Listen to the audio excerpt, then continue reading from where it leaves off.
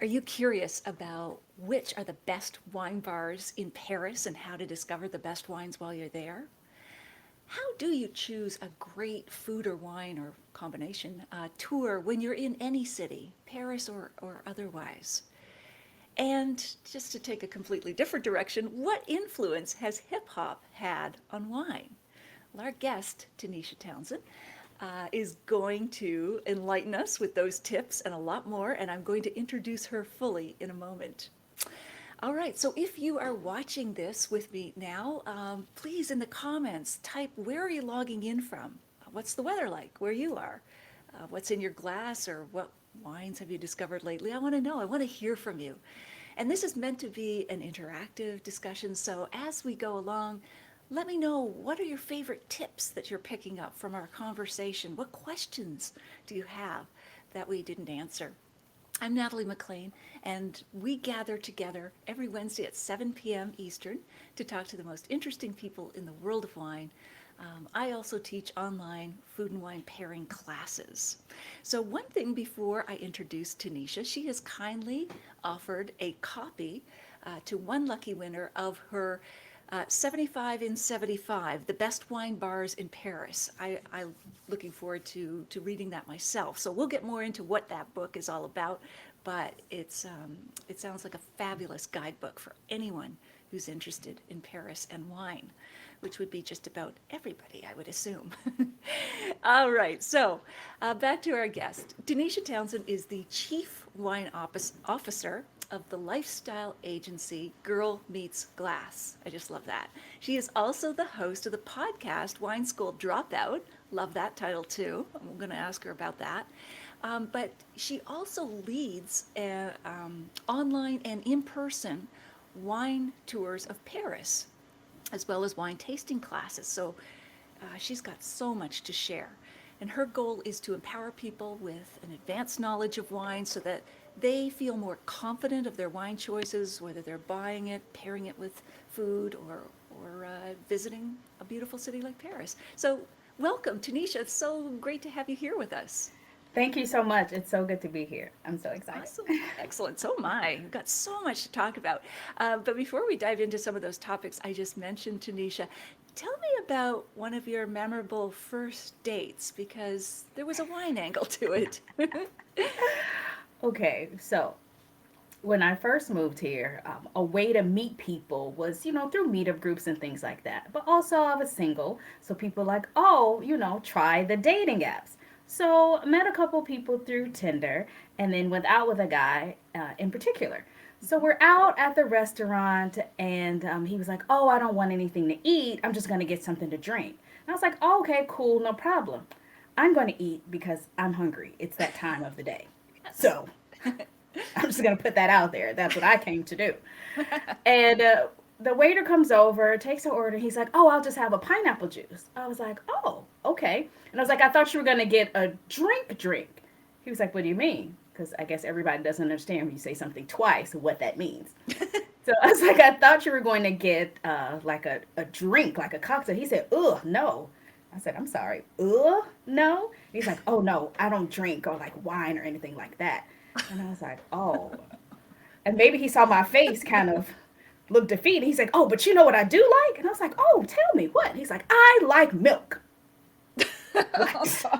How did you ever get matched up with that guy? I was like, what? I was like, are you 11? How do you And I mean, to the listeners out there, milk is fine. Milk is a delicious drink. But if you ask an adult, usually their top drink that they offer up is probably not milk. Right. So, Oh my especially with goodness. pizza, I wasn't thinking milk. So, Right. Well, there should yeah. have been some sort of checklist or something on that dating app you used. Likes wine, doesn't like wine. Like Yeah, that has that's come after. Now there's an application, and now there are oh. questions I ask right away. Oh, Like, what are your okay. top three drinks? If you say milk, you're automatically out. You're out. You're You're out. out. I don't Yeah. blame you.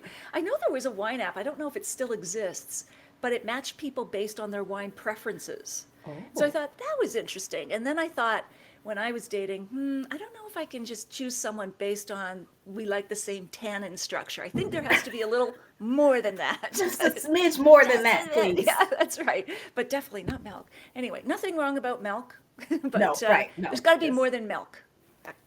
So Yeah. anyway, so Tanisha, tell us about the time when you realized you had a passion for wine, that you either loved wine itself or knew that you wanted to get into the wine industry.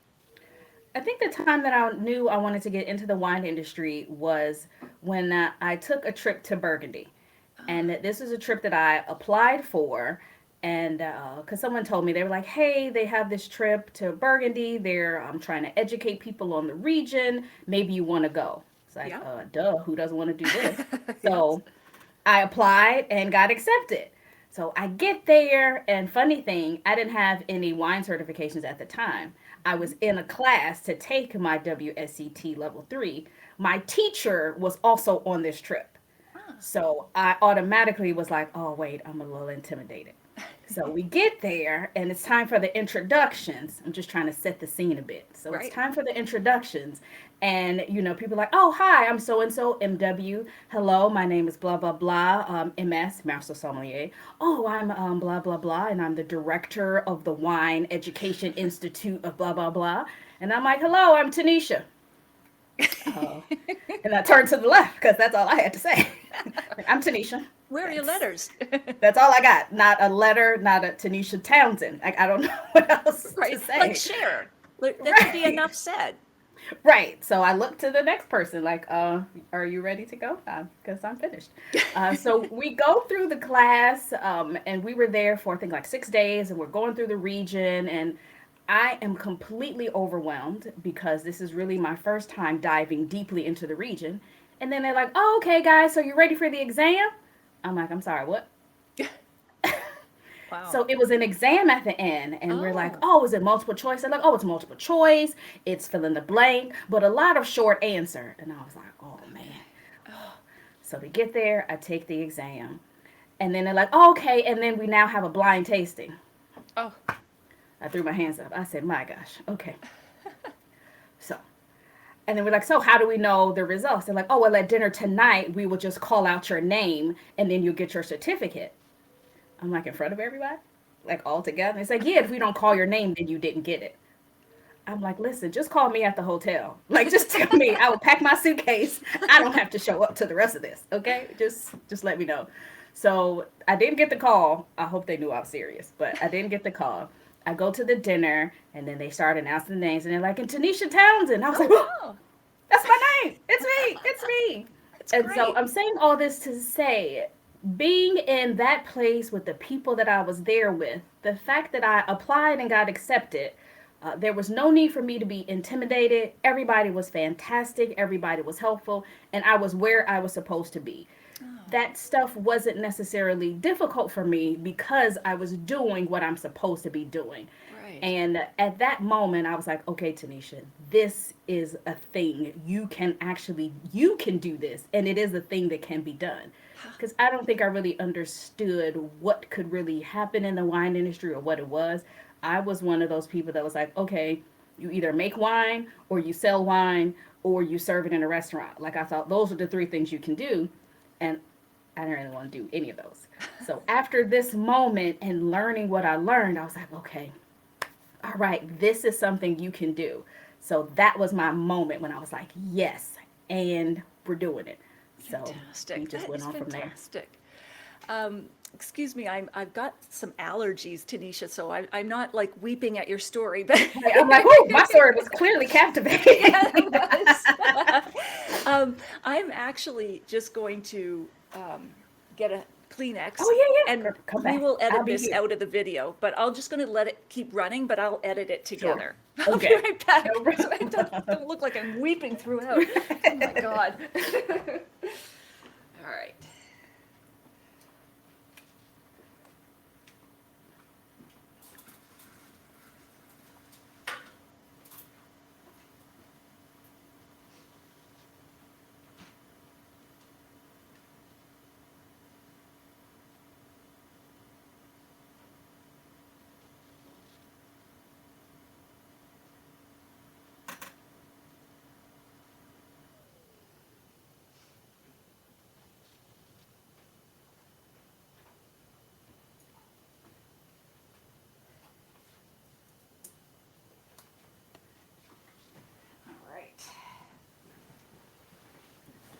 Let's see. Okay, that should be How better. you feel? Yeah, I had an eyelash as well. So Oh, that's what was like. I was like, oh my God, how could I? yeah. Anyway, let me just look at the, okay, yeah, just so I know approximately where to make that cut, but thank you. Hmm. Ah, whew, here we go. So I'll just, we're going to pick up. That was a great story because I didn't want to lose that or have you start over again. So, all right. So that was when you knew what you wanted to do. Hmm. Okay, cool. So I'll just do this and I'll ask you my next question. That is a great story, Tanisha. So, is there anything in retrospect you would have done differently in terms of getting into the wine industry or anything along the way that you've learned? I won't say it's something that necessarily, this is weird because everything kind of happens for a reason, Hmm. but I do wish I had more confidence in myself and my what I had to offer early Right, on. But right. I mean, I guess everything happened in the time it was supposed to, and I grew into the wine professional that I am now. But I definitely wish I believed in myself more. Hmm. That, Wow. like, okay, you know enough, you are smart enough, you are interesting enough that you can do this. Yeah. But that is something that early on I used to be very quiet, and I'd go to events and wouldn't say much. I'd walk in, hello, party of one, Tanisha Townsend, thank you. And then just kind of stand in the back and just kind of listen, but didn't, jump in or jump into conversations or things like that. But Hmm. that's something that I wish I had done a little bit more. Absolutely. I resonate with that, and I think a lot of women do. Yeah. So, what helped you get confidence over time? Was it just the experience, getting your training? Is that mainly what built it, or was it feedback from people in the industry? The experience, Yeah. yeah. For me, it was time. The Okay. more I did it, the more I became confident. One Okay. thing with me is I feel like, and this is served sometimes not detrimental, but speaking in another language has been a little problem for that, but we'll Hmm. put a pin in that. But not speaking unless I am 150% sure of what I'm saying. Right. And that can't always be the case. Sometimes you just kind of just jump into a conversation and offer your opinion or offer your suggestion, whether you are 100% sure it's fact or not. So Right. that's something that I have over time. I've become more confident in what I know to be true.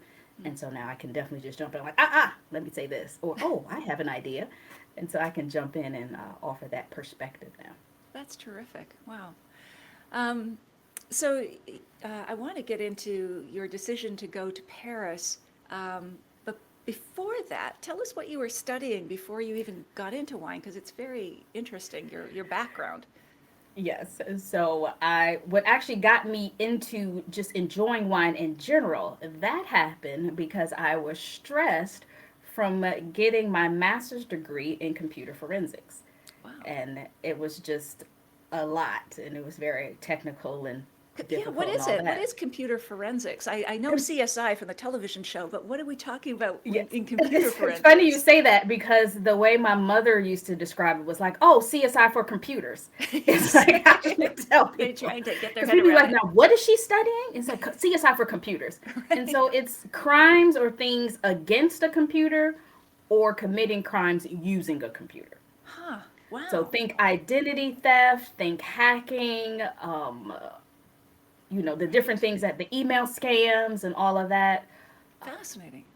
Company as industrial espionage and corporate espionage. Now that happens through computers, not just somebody showing up and dropping a note off and then leaving. No, it happens through Right. computers and things now and the And what drew internet. you to that? Why were you fascinated with that? I always had a fascination with true crime, which Ah, is, I mean, now it's popular. Like I was doing this back, when it wasn't so popular, but always had a fascination with true crime and would watch all those forensic shows, Forensic Files and American Justice, and definitely all the CSIs. hmm. And I found out about this program because I made a deal with my parents because my brother was like, when he graduated from university, he said, well, I'm not getting any more degrees. This is it. My mother was like, well, someone needs to get a graduate degree and someone needs to give me grandkids. My brother's like, I got the grandkids. I said, I have the graduate degree. So we shook on it. Oh, So he has that's two teamwork. children and I have a graduate degree. So That's that's great. how that came to be. That's So when I awesome. found out about this particular program, I said, "Oh, I think this is perfect. This is a much better fit for me than just getting an MBA or something like that just because Yeah. I think that's what I'm supposed to do." It was a much better fit. And then it led me to where I am today. So I think So it worked how out. did that connect from that master's degree? So you were stressed out. You wanted to, is that when you when you started drinking, when you started having glasses Yeah. of wine, and do you see any intersection between the two, the computer forensics and wine itself? Like maybe you could talk to us about the bridge there. The bridge was actually just the stress part, Okay. and more so that I got my degree at a school in Washington D.C.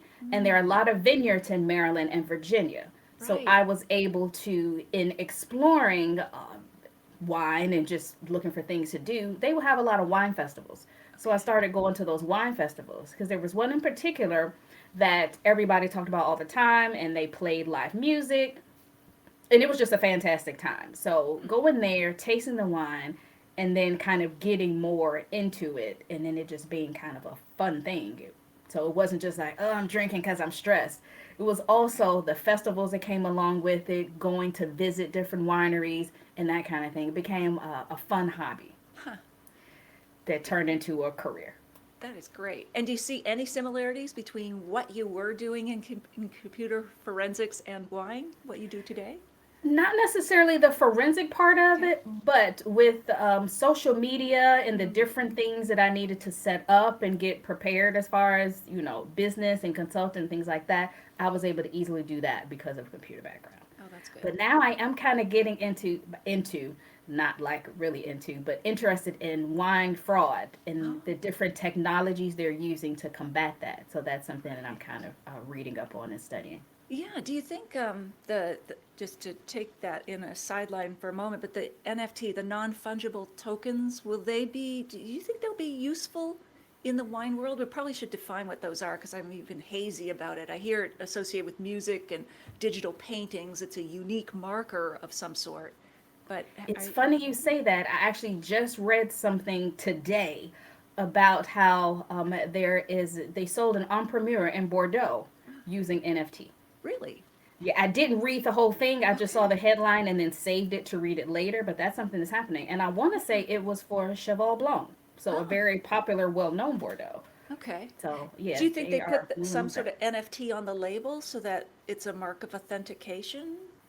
That's the part I have no Haven't idea. you? Yeah, I Yeah. gotta look into that because this is such a hot topic right now, but Yeah. that would be marvelous, a marvelous intersection for you, Yeah, given between your that and background. then also Ooh. using cryptocurrency for Ah, wine, like I'm, hearing rumblings about this, so I definitely want to read more about it and yeah, maybe a new path. yeah, absolutely. And when it comes to the cryptocurrency, is that buying wine with Bitcoin and the like? Is that Hmm. what that is? Okay, all right, cool. Wow, interesting. We'll have to get you back once you're the expert on that. So once I get it up here, yes. Exactly. No, it's also new. So, Hmm. so how did you decide to move to Paris? That's quite a jump across the pond.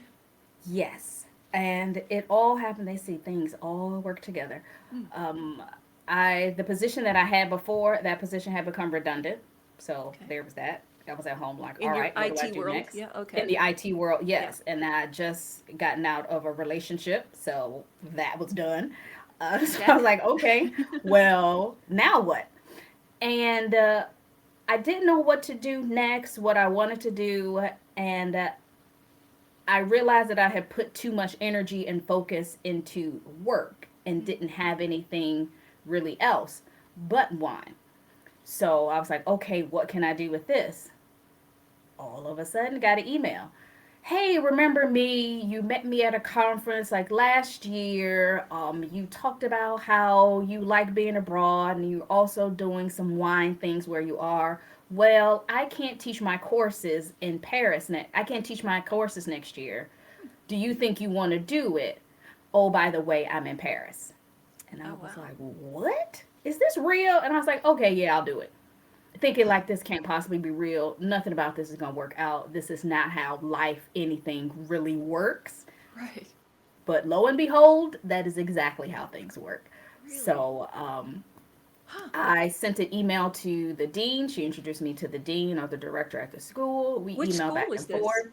This was a school, it's called EMC. Okay. It's a business school, and they had like a wine arm to some of their luxury management programs. How And fascinating. so I taught two courses: luxury wine and spirits, and then wine science and it's like wine something something something fancy, the name wine panorama and European wines, but all the wines in Europe that weren't French wines. Because what I have realized, I cannot teach French people about French wine.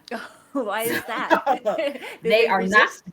they are not listening to women me, American me. They're Ah, not having it. No. okay. Because they wanted to argue me down when I was talking luxury. They wanted to argue with me about California Cabernets. They were like, "What's luxury about that?" I said, "Oh, everything." How did you convince them there are luxury California wines? I had to have them taste a couple, Right. and then leading into something else you mentioned in the introduction, I brought up how hip hop ties into wine and how a lot of people will are influenced for their purchases by songs. Huh. And my particular genre that I enjoy is hip hop. So I Yeah. did a full course for them. That's actually how the whole thing came about. I did a full course for them on hip hop and how wine and also spirits are mentioned in a lot of the lyrics and how that encourages people to buy those particular wines and spirits and things like Yeah. that. All So that's the the tie name in. checking or the call outs in the songs. Absolutely. And Yes. what else? Like, I mean, there's so many. I guess, and it tends to be luxury brands that are called Mhm. out, isn't it? Like, I am no expert on hip hop, but I do enjoy it. But Mhm. what do you see in hip hop music as it relates to wine? Well, the thing about hip hop music is it's all about aspirational living. It's Ah, about how you would like to live if I had this money or what they believe luxury to be. So, of course, it would be you drive this car, you wear these clothes, you carry this handbag, you drink this wine, you drink this cognac, because that's what it seems that's what luxury seems to be.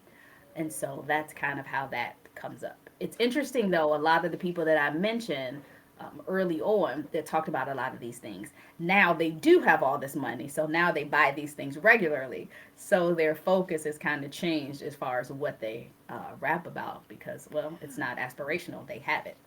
So it's right, like, I don't have to rap about it. Like now they own these brands. right. Or Like they're Jay-Z. ambassador for these brands. Yeah, Yeah, absolutely. How he has cognac, how he has the champagne, yeah. how Puffy has the vodka, um, different things like that. Yeah. Yeah. So. Yeah, I visited the Champagne House Louis Roederer. They make Cristal, as Oh you know. yeah. You're the expert on Mm-hmm. that. And I asked them, did Jay-Z help sales? And they said, we're not sure, but he's not like an official spokesperson. Yes. So I guess they were hesitant to sort of line up in case maybe the next lyrics weren't going to be positive about the wine. I don't know. And that's the thing that's really so interesting about it, how some brands have been very hesitant to say, like, to align themselves with certain celebrities in general, and Hmm. other brands have been all for it. Like Yeah. cognac, for instance, they're like, oh, no, no, no, we know they single handedly changed the game for us, and our sales went up by like 200% Wow. because they have put our names in songs. So we're embracing it. We're going to focus our energy and our attention here, and then that's it. Because they say the largest consumer of cognac is African Americans Wow. and the Chinese market. Oh, fascinating. And then they attribute it to the music and the culture, I guess. That is Absolutely. fascinating. Wow.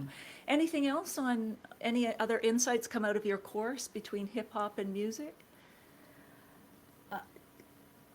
No, not anything else. The main thing for me that was interesting was listening to some people what they rapped about in the beginning, Yeah, and then seeing just over the course of time how they became they changed. ambassadors or own their own brands and how Right, that changed. That right. part was fascinating to me. Yeah. Have you ever Yeah. seen uh, an artist um, singing about a certain wine and it did not work out, or had a negative influence, or are they all aspirational, basically positive generally? A lot of it is aspirational and positive. Yeah, the Okay. only time it has kind of gone wrong is when one person is like maybe an ambassador for one brand or says something for one brand, and then they also are seen drinking another Oh, brand. yeah. That's So it's brand like, yes, I work for ambassadorship 101. Nike, Yeah, right? I that's work right. for Nike, but you just saw me coming out of the gym in an Adidas t-shirt. Like Right. that's a problem. Yeah. So yeah, it's been Yeah. like that kind of thing. You do it But behind that's closed more just doors.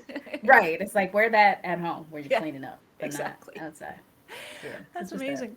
So, was it a challenge? Were you bilingual when you moved to Paris, and how was it a challenge kind of fitting in there? Am I bilingual now? Oh, okay.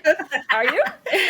And I've been living here, so I've been living here 6 years. I wouldn't say bilingual, but I'll definitely say I'm more comfortable having a conversation. Okay. I didn't realize how hard it was to learn a language Mm, because it's something that you can't just throw a bunch of money at. It is literally just time. You have yeah. to take the time, you have to practice it constantly. Hmm. I know people who are like, oh, I got it in 6 months. First of all, I kind of hate them. Second, second, that wasn't my story. It takes a while. Also, I work in English. I work with tourists, I Mm, work in tourism. The people that I'm around are native English speakers, or English is our common language, so that's what we speak. So that is the thing that kind of also held me up from learning the language that I wanted to. Now that I've been here for a while, I have French friends. I take uh, classes still, but now it's a little less of a class, but more conversational. So, like, I have people that I meet up with once a week, mhm. and we have a conversation in French just to get my confidence up. Because the confidence that I mentioned before of knowing what I was talking about, to now I know exactly what I'm talking about and I want to say it, but I don't know the words in French and I'm not sure if I'm saying it correctly. Right. Or I say it correctly, but I don't have the right accent. So all of that came into play. Hmm. After a Wow. while, I was just like, listen, I'm tired of coming to these things and not saying anything and being invisible. So you're just going to get this broken French Yeah. and we're just going to try. Yeah. Oh, good for And, you. I was once and in that a actually worked. competition of French speaking, and I felt so lost that I just started adding ment to every word, like mon, uh, yeah, very mon. It Hmm. was like, I don't know what the adjudicators thought, but anyway, I know I feel you, like in terms of trying to Yeah. speak a language and being lost for words. But anyway, Yeah, but the funny thing is, once I got a little more confident and started, with okay, I do know some basic things and I can get around, and so I would start a conversation in French. A lot of them knew English, and they were just like, "Oh, we can speak English if you like," and I was like, "Well, I would like, yes." And I'm like, I missed out on all of this in the beginning because I was too scared to even try. I would just walk up like, bonjour, right. uh, Hmm. le vin, s'il vous plaît, and just point. Le vin, or just I got really good at charades. I would like Right. a little wine, Yep. please. Like that's all I had. But no, Yeah. now we're much better Oh, with that's good. it. That's good. And was there any other issues in fitting in culturally or anything like that? Or was it mainly the language in terms of adjusting to Paris? No, the culture is way different, Oh, especially from America. The work ethic is different. okay. How The so? French, the French, they love their vacations and they just really like to enjoy their lives. Hmm. And as an American, I can definitely say that isn't something that, well, in the before times, that isn't something that was really ingrained in us. It was like, no, work, work, work. This needs to Yes. be done. Oh, but I'm supposed to get off at 5 o'clock, but this isn't done, so stay and finish it. Hmm. No, they're going home. The French are like, well, it's 5 o'clock though, so we have to leave. I kind of Whereas like I'm like, that. no, we got to work. And that's the thing. I like it until I need something Yes. at 4:55. Then it's a problem. But other than that, I also love how they break when it's time for lunch. There actually used to be a rule that they couldn't sit at their desk for lunch. They Huh. had to leave their office for lunch. Oh, wow. Now, this is something that's also subsidized, and they do get vouchers to be able to eat out. And so that's something that's pretty cool as well. But they always go out. You see them whether they're at a restaurant or when the weather's nice, they're in a park, they're sitting on the stairs somewhere. They get up and they leave. Hmm. So that's something else that I really enjoy. They take their meals very seriously. Yeah. In the evening, that's great. So if you're in a rush, don't go sit down in a restaurant. Like if you're like, oh, I only got an hour, then you need to stand up and get something. You need to Right. get a sandwich and like sit on a bench and eat that. Because when it's time to sit down and eat, you sit down and eat. There isn't a bunch of let me talk on my phone, let me text, let me do this or that. No, they definitely take their time together very seriously, and they take their food very seriously. And so I really love that about the culture. But Oh, that was something great. that was hard for me in the beginning Right. because, again, I needed something done, whether I need some paperwork or I'm at an office, and they're like, oh, well, they're at lunch. I'm like, who's at lunch? And they're like, the people that do this. And I was like, isn't it like 5 people in the team? He said, yeah, they're at lunch. Why are they all at lunch at the same time? Like, I don't understand. Like, you can't stagger this. Like, you go 12 to 1, then you come back and you go 1 to 2, like that. No, we're just closed 12 to 2.